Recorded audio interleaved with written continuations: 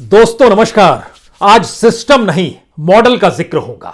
एक ऐसे मॉडल का जिक्र जिसे सिस्टम ने अपना लिया है, लेकिन सिस्टम कहता है कि हम दरअसल करप्ट नहीं हैं, लेकिन मॉडल ऐसा है जो लूट का मॉडल है। वह भी बैंकों के जरिए, उस बैंकों के जरिए जहां पर इस देश की जनता का पैसा जमा है। उस पैसे को लेकर फ्रॉड हो जाए, उस पैसे को लेकर कर्ज लेने वाला देश को छोड़कर चला जाए, उस पैसे को बैंक की किताब से हटाने के लिए सरकार माफी देना शुरू कर दे, यानी रकम की भरपाई सरकार अपने खाते से करने लगे और सारा खाता इस देश का है, इस देश के नागरिकों का है। तो आज इस लूट के मॉडल को समझने की कोशिश इसलिए कीजिए क्योंकि बरस दर बरस यह मॉडल बढ़ता जा रहा है। बरस दर बरस फ्रॉड की रकम बढ़ती जा रही है, बरस दर बरस एनपीए बढ़ता जा रहा है, बरस दर बरस रिटर्न ऑफ बढ़ता चला जा रहा है और बरस दर बरस बैंकों से कर्ज लेकर भागने वालों की संख्या भी बढ़ती चली जा रही है। और इंटरपोल के जरिए रेड कॉर्नर नोटिस जो ईडी देता है उसकी संख्या भी लगातार बढ़ रही है। लेकिन इस देश की हथेली खाली, खजाना खाली और बैंकों में आम लोगों का जमा पैसा किस तरीके से लूट और फ्रॉड के हिस्से में चलता चला जाए, इसके लिए समूची नौकरशाही अगर लग जाए, सरकार की पॉलिसी अगर उन नौकरशाह को पनाह देने लगे कि ऐसी ही नीतियां बनाइए और ऐसे ही जांच कीजिए, तो आप क्या कर लेंगे। तत्काल में मामला एबीजी शिपयार्ड का जरूर है, जो कि अपने तरीके का तकरीबन 23,000 करोड़ का मामला और तकरीबन 2 दर्जन से ज्यादा बैंकों की शुमारी, जहां से पैसा लिया गया, जी भरकर पैसा लिया गया। लेकिन जिस तरीके से दुनिया के बाजार में 2015 के बाद से शिपयार्ड कंपनियों के सामने मंदी आ गई, परेशानियां आ गई, उसमें एबीजी शिपयार्ड कंपनी भी डूबने लगी। डूबते डूबते स्थिति कितनी नाजुक हो गई, लेकिन सवाल है कि इस डूबने की प्रक्रिया में और कर्ज लेने की स्थितियों में 8 से 10 साल क्यों लग गए। इसका जवाब किसी के पास नहीं है, क्योंकि हमने एक मॉडल बनाया है। तो आइए जरा आज इस मॉडल को परखने की जरूरत है, क्योंकि सरकार अपने तौर पर कहती है कि हमने तो जो कंपनियां दिवालिया हो रही है उनके लिए भी आईबीसी बना दिया है। उन कंपनियों को बेचने की प्रक्रिया और वहां पर जो भी पैसा उससे निकाला जा सकता है उसके लिए एनसीएलटी काम कर रही है। और जो एबीजी शिपयार्ड है वह भी तो ऐसा ही कर रहा था। और दूसरी तरफ सरकार कहती है हमारा कानून बड़ा तगड़ा है। चाहे विजय माल्या 9,000 करोड़ लेकर भाग गए हों, चाहे मेहुल चौकसी और नीरव मोदी 13,000 करोड़ लेकर भाग गए हों, चाहे महंत सेरा 15,000 करोड़ लेकर फरार हो गए हों, लेकिन इसमें रुकावट नहीं आती है कि हमारी कानूनी प्रक्रिया बहुत साफगोई के साथ जांच कर रही है। तो ये एक अजीबोगरीब मॉडल जो इस देश के भीतर में लूट का मॉडल बना दिया गया है, आज उसको परखने की परिस्थिति में खुद को खड़ा कर लीजिए। भारत के भीतर में जो फ्रॉड लगातार होते चला जा रहा है और इस फ्रॉड को रोकने के लिए कोई सामने नहीं क्यों आ पाता है, हमें लगता है कि उसको आज बरस दर बरस देखिए, उसके बाद इन कंपनियों पर आएंगे। 2019 से लेकर 2021 के बीच में, यानी इन 3 वर्षों में 3,90,449 लाख करोड़ का फ्रॉड हो गया। 2015, 2016, 2017, 2018 तकरीबन 1,32,000 करोड़ का फ्रॉड हो गया। 2014 एक ऐसा साल था जिसमें कुछ महीने मनमोहन सिंह की सरकार थी और ज्यादा महीने मोदी सरकार थी। उस महीने भी 10,000 करोड़ का फ्रॉड हो गया। सवाल यह है कि एक बरस में 10,000 करोड़ से बढ़ते बढ़ते हम एक बरस में 1,38,000 करोड़ तक पहुंच गए, सिर्फ एक बरस के फ्रॉड में। यानी मोदी के कालखंड में यह फ्रॉड तकरीबन 5,43,000 करोड़ का मार्च 2021 तक का होता है। उसके बाद यह लगभग 6 लाख करोड़ पार कर जाता है। आप कहेंगे पहले फ्रॉड नहीं होता था क्या? फ्रॉड होता था, पहले भी होता था। मनमोहन सिंह के दौर में भी बैंक तो थे ही। हमने सोचा उसका भी हिस्सा निकाला जाए और 2009 से 2014 तक 2009, 2010, 2011, 2012, 2013 और 2014 जब सारा डाटा निकाला गया तो पता चला कि यह पूरा का पूरा घोटाला जो था, जो फ्रॉड हो रहा था बैंकों से, वह सिर्फ 25,000 करोड़ का निकल कर आया उन 5 बरस में। इस 5, 6, 7, 8 बरस में आंकड़ा बढ़ते बढ़ते 6 लाख करोड़ तक छू गया। बरस दर बरस देखिएगा तो 2021 में सबसे हाईएस्ट है 1,38,000 करोड़ का। 2020 में यह 1,85,000 करोड़, 1,85,000 करोड़ का हो जाता है। उससे पहले वो कम था, लगभग 71,000 करोड़। उससे पहले और कम था, 41,000 करोड़। लेकिन यह सिर्फ फ्रॉड के आंकड़े हैं। जो बैंकों के फ्रॉड के आंकड़े हैं वो हम आपको बतला रहे हैं। अब इसके दूसरे हिस्से में आइए, जिसका जिक्र हम करना चाहते हैं कि अभी झटके में यह बात सामने आई कि गुजरात की एक कंपनी है एबीजी शिपयार्ड, जो कि जहाज बनाती है, उन जहाजों को ठीक करती है, पानी का जहाज, उसकी मरम्मत भी करती है। और यह सूरत और दहेज में यह कंपनी चलती है। दहेज जो उस इलाका है और सूरत भी वहां का इलाका है।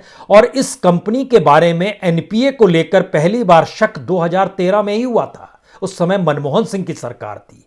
2013 से 2022 तक के बीच में कर्ज लेने की संख्या बढ़ती चली गई, कर्ज ना लौटाने की परिस्थितियां बढ़ती चली गई। मामला एनसीएलटी के पास भी गया, मामला वहां पर जांच भी शुरू हुई। आरबीआई ने भी हस्तक्षेप किया, आरबीआई ने भी सीबीआई को लेटर लिखा, सीबीआई ने भी जांच प्रक्रिया शुरू की और होते होते एफआईआर फरवरी 2022 में होती है। यानी इस देश में अगर आप बैंकों को फ्रॉड कर रहे हैं, लूट रहे हैं, जनता का पैसा आप अपने साथ लेकर फरार होना चाहते हैं, भागना चाहते हैं, तो एक एफआईआर तक की परिस्थिति में 8 साल का पूरा हिस्सा बहुत कुछ बता देता है। तो क्या वाकई ऐसी परिस्थिति है कि हमने एक मॉडल बनाया है जिसमें जो लोग लूटते हैं वो हमारे साथ खड़े रहें, वो पैसा हमें ही दे दें और उसके बाद उनकी हिस्सेदारी और जिम्मेदारियों से उनको नौकरशाही तरीके से मुक्त कर दिया जाएगा? क्या यह परिस्थिति है? तो पहली स्थिति अगर फ्रॉड की थी, हमें लगता है एक दूसरी स्थिति बैंकों के साथ तुरंत जुड़ जानी चाहिए। और उससे पहले एनसीएलटी का हम जिक्र कर लेते हैं, चूंकि सरकार ने अपने तौर पर कहा कि एनसीएलटी के पास तो यह मामला खुद ब खुद चला गया था। और उसके बाद पहली बार जानकारी निकल कर आई कि 31 दिसंबर 2020 को एनसीएलटी के पास केसेस पेंडिंग पड़े हुए हैं। उन पेंडिंग केसेस की फहरिस्त जो तकरीबन 21,000 से ज्यादा केसेस पेंडिंग पड़े हैं। यानी इस देश के 21,000 केसेस की अगर फाइल खोल दी जाए जिन्होंने बैंक से कर्ज लिया और एनसीएलटी उन मामलों को देख रही है और वो पेंडिंग पड़े हैं, तो क्या आने वाले 8 साल उनका इंतजार करना पड़ेगा? यकीनन, क्योंकि आज जब हम जो तारीख आज 15 फरवरी की है, हमने देखा कि एनसीएलटी के सामने जो केसेस लगे हुए हैं, आज जिसकी सुनवाई हुई है और हो रही है, जो शाम 5 बजे तक सुनवाई होती है, वर्चुअल मीटिंग होती है, उसमें कितने बैंकों के मामले कहां कहां किस किस रूप में चल रहे हैं। यूनियन बैंक ऑफ इंडिया का मामला है दिल्ली जिमखाना क्लब को लेकर, एसबीआई का मामला है इंडिया पावर कॉरपोरेशन लिमिटेड को लेकर जो आज चल रहा है, यस बैंक का मामला है तुलिप स्टार होटल लिमिटेड को लेकर, आईसीआईसी का मामला है ग्वालियर बाईपास प्रोजेक्ट लिमिटेड को लेकर, बैंक ऑफ इंडिया का मामला है बेसिक इंडिया लिमिटेड को लेकर, एसबीआई के कई और मामले हैं जिसमें चंद लोगों ने जिन्होंने कर्ज लिया है, विशाल गोयल, मनीष गोयल, अशोक महेंद्रू, कमलेश देवी अग्रवाल, मेसर्स मेटोनियर लिमिटेड, सिंडिकेट बैंक का मामला है Him Steel Private Limited, Bank of India का मामला है मेसर्स एडवांस नेवाटोल पैड सरफेस कैंट्स Limited, Orient Bank of Commerce का मामला है मेसर्स पीयूष कोलिनाइजर्स लिमिटेड। अलग अलग तरीके से एसबीआई का एक और मामला है visa international limited, Bank of Baroda का एक मामला है बेनामी सीमेंट को लेकर, एसबीआई का एक और मामला है इलेक्ट्रो स्टेट स्टील लिमिटेड को लेकर, एसबीआई का एक और मामला है प्रवीण बंसल को लेकर, एसबीआई का एक और मामला है Andaman sea foods limited, Indian bank का मामला है रिकॉन इंजीनियरिंग इंडिया लिमिटेड जो अहमदाबाद की कोर्ट आज लगी है, उसमें भी कई बैंकों के मामले पहुंचे हैं। बैंक ऑफ इंडिया का एक मामला है कनोरिया घराटन्यू Limited, Central Bank of India का मामला है Electrotherm India Limited, Central Bank of India का ही मामला है दूसरा है Cure Life Care Private Limited, IDBI का मामला है Wind World Limited India limited.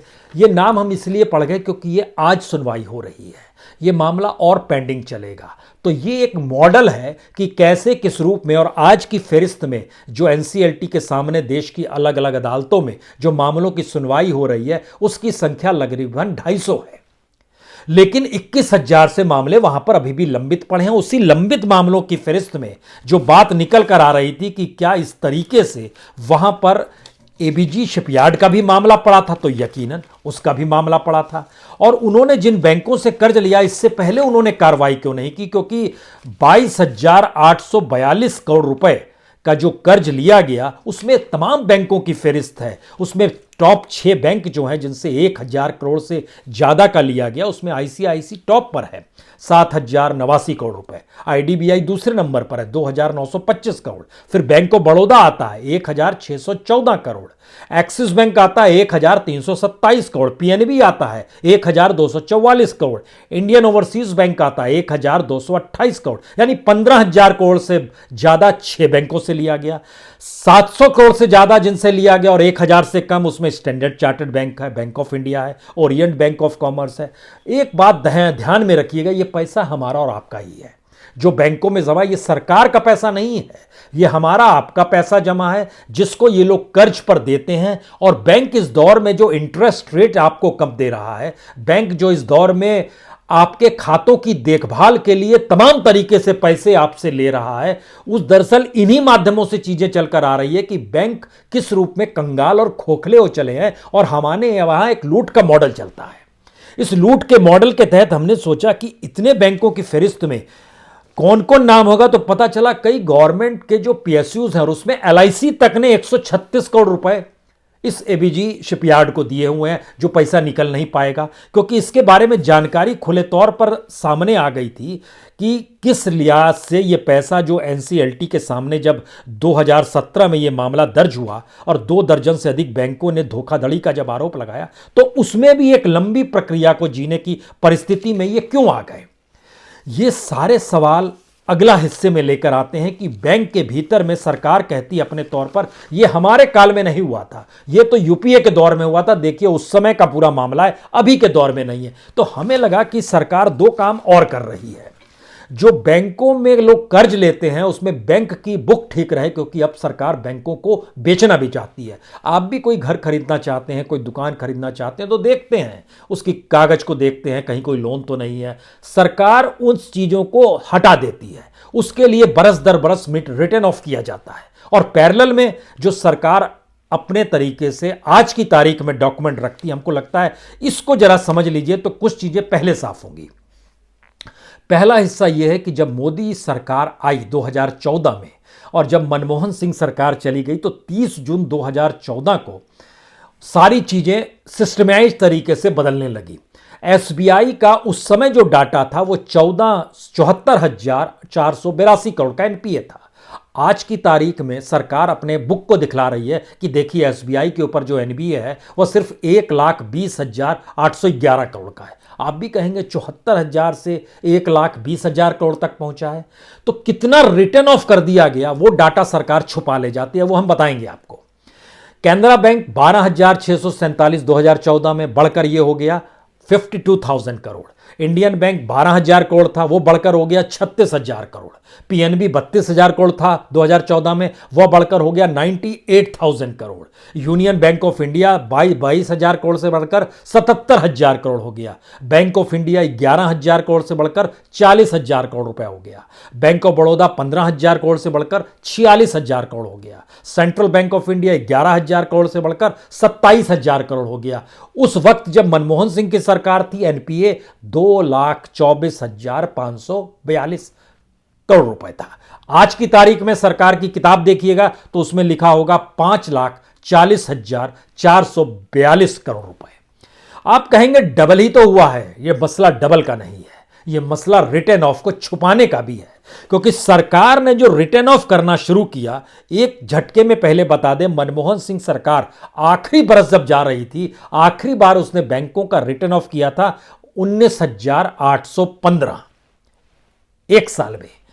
लेकिन जब हम अब एवरेज निकालना शुरू करते हैं तो ये प्रति बरस 1 लाख करोड़ से ज्यादा का रिटर्न ऑफ हुआ है। हम उस पर आए उससे पहले एक चीज और जान लीजिए, जो लोग कर्ज लेते हैं और कर्ज लेकर भाग जाते हैं उनकी संख्या में लगातार इजाफा हो रहा है। पार्लियामेंट के भीतर में सरकार ने अपने तौर पर जानकारी दी, 2019 में भी जानकारी दी, 2020 में भी जानकारी दी।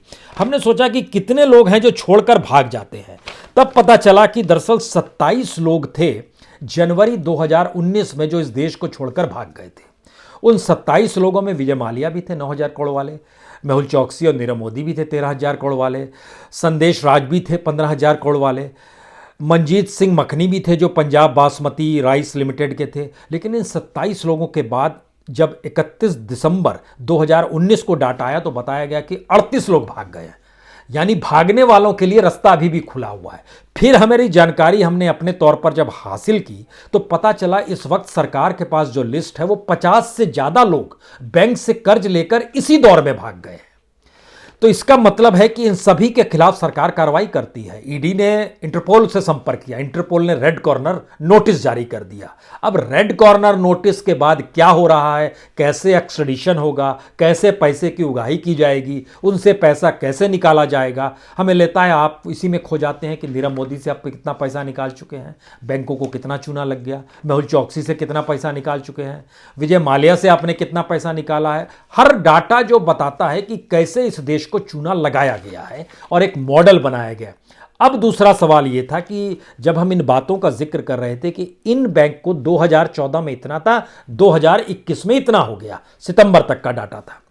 उसके बाद जब हमने पता लगाना शुरू किया कि सरकार जो रिटर्न ऑफ करती है 2014, 2015, 2016, 2017, इन 4 सालों में सरकार ने जो रिटर्न ऑफ किया बैंकों में, जो कर्ज लेकर फरार होने वाले लोग थे, जो नहीं लौटा रहे थे, जो कह रहे थे हम लौटाने की स्थिति में नहीं है, जिनमें से बहुतों के मामले एनसीएलटी और आईबीसी में चले गए थे, उनकी संख्या आंकड़ों के लिहाज से इन 4 सालों में 2017 हम जानबूझकर एक बैरिकेड बना रहे हैं क्योंकि उसके बाद देश में इलेक्शन शुरू हो जाता है। 2018 के बाद से चुनावी दौर, और 2019 तो जीत जाते हैं तो फिर 2020-21 आता है।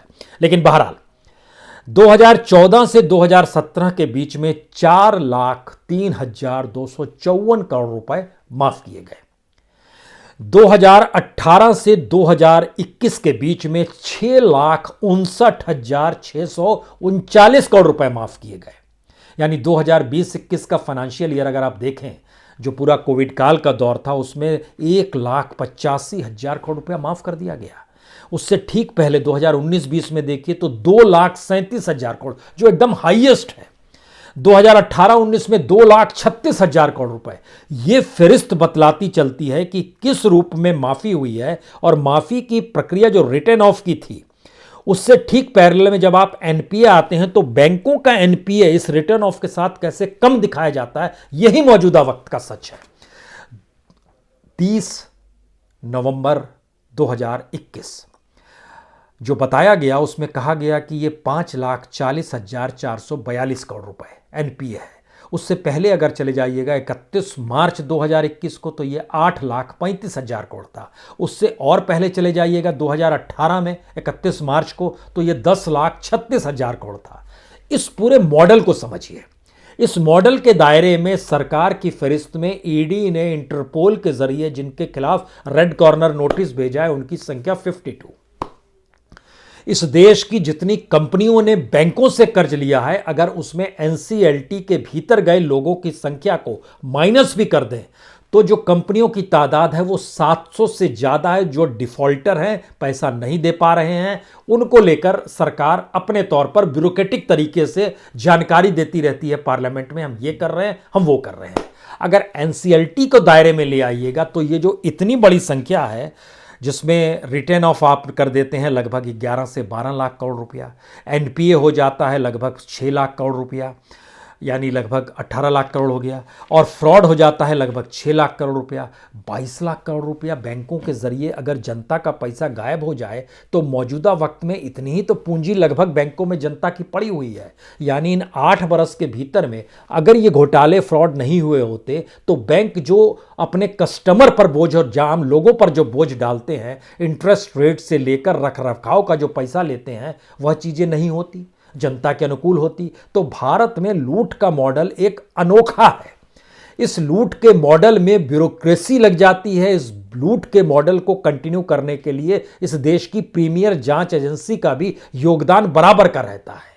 और इन सारी चीजों पर लिपापोती करने के लिए इस देश की मिनिस्ट्री जो पार्लियामेंट में दस्तावेज रखती है, उन दस्तावेजों के जरिए सिर्फ यह कहा जाता है हमारी कार्रवाई हो रही है और देखिए हमने इतने कानून जो रेड टेप के दायरे में आते थे खत्म कर दिए और इतने नए कानून बना दिए जिससे रास्ता तो निकले। गड़बड़ी तो 2014 से पहले की थी, गड़बड़ी 2014 से पहले होती थी, लेकिन इस दौर में उसकी रफ्तार लगभग 100 किलोमीटर की रफ्तार से तेज भाग रही है, जो इससे पहले लगभग 2 या 3 किलोमीटर प्रति घंटे की रफ्तार से चलती थी, वह 100 किलोमीटर प्रति घंटे की रफ्तार से अब चल पड़ी है। इसीलिए उस वक्त का एनपीए इस वक्त का एनपीए, उस वक्त का रिटर्न ऑफ इस वक्त का रिटर्न ऑफ, उस वक्त का फ्रॉड इस वक्त के फ्रॉड के भीतर का अंतर 10% इस टू 90% का आ गया है।